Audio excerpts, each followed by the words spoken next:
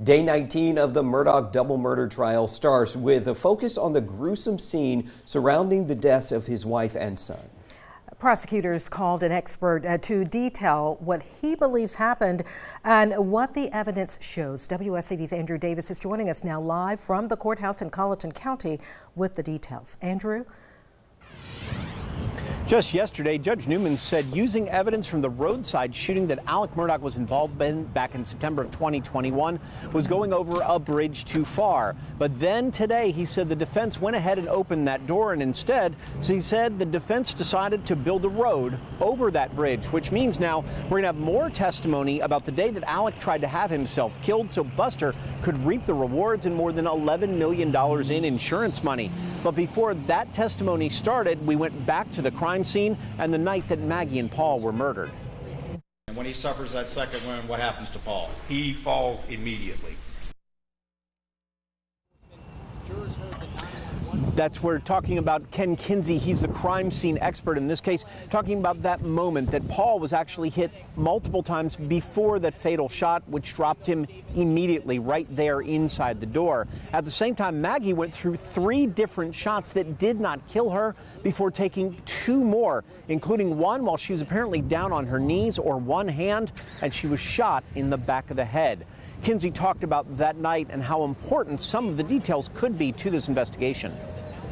In your experience, having done 850 homicide scenes, can shooting events be fluid situations? That's death scenes, but the answer is yes, sir. The victims can move? Yes, sir. The shooter can move? Absolutely.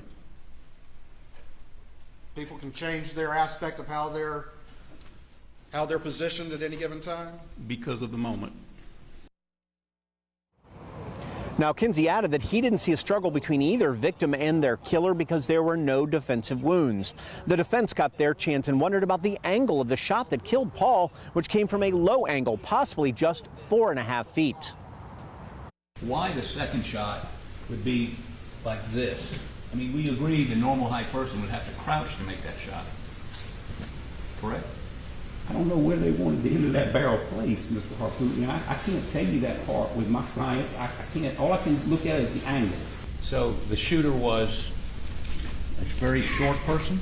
But here, I'm not bent over that far, and I'm almost 6 foot. So from there, the defense got their side. Then the entire afternoon has been about Alex Murdaugh, the 911 call, and that roadside shooting. We got to see brand new video and audio from the ambulance itself, as well as an interview with Alex by sled just after the shooting where he admitted that the entire thing was a scam. We've got all of that for you coming up tonight at 5 and 6. In Walterboro, Andrew Davis, WSAV News 3 on your side. Andrew, thank you. We have updates on the case, a live blog, and a link to a live stream from each day in court at WSCV.com/Murdaugh.